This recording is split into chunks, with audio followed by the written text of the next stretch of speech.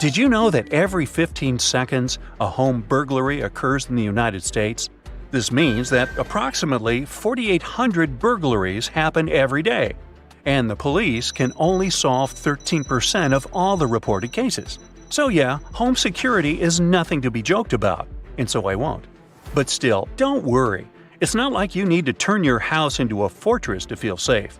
There are a great number of things you can do to keep the bad people out of your house and keep your valuables safe without breaking the bank. First things first, homes without a security system are 300% more likely to be broken into and burglarized, so you should definitely consider setting up one.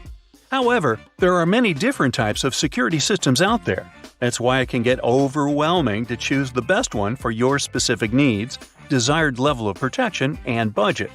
Yet again, it all comes down to two options: professional installations and DIY installations. Let's go through both of them together.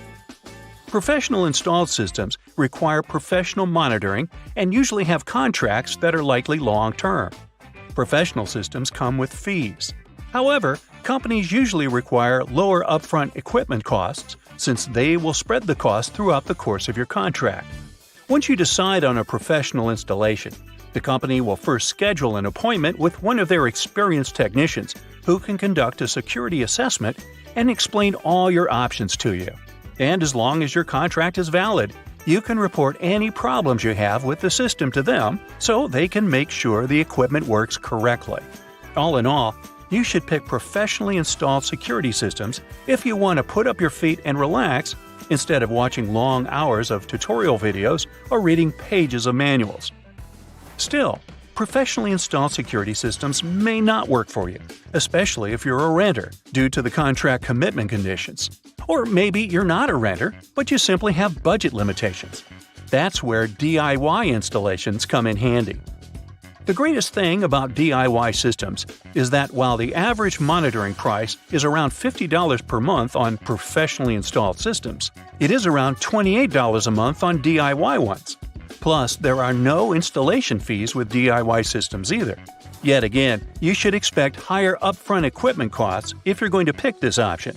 And there's also the fact that DIY home security systems come with the risks of improper equipment placement and missing security vulnerabilities a pro would catch.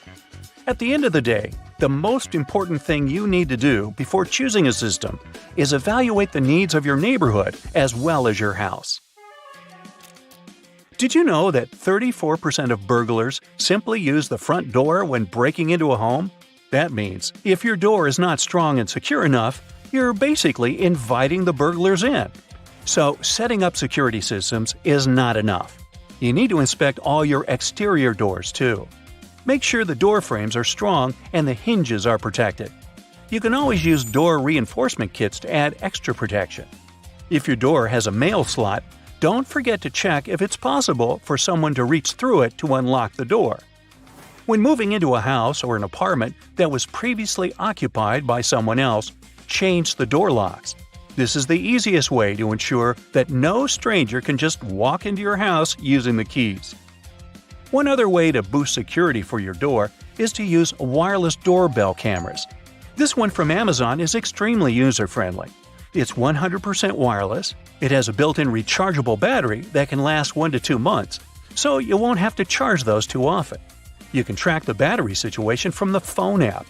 It also has motion detection technology and super night vision, and you don't need to worry about the weather conditions because it's also waterproof. By the way, don't forget about the sliding glass doors. You can use a window bar or dowel in the track to keep them from being forced open.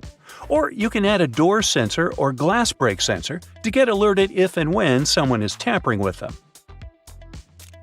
We're getting into the very basics of home security now.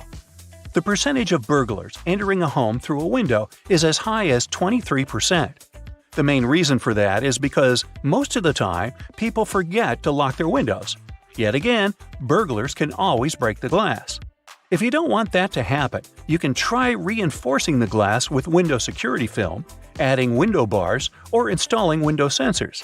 If none of that is possible, you can also plant prickly bushes under the first floor windows to discourage burglars from choosing your house to break in.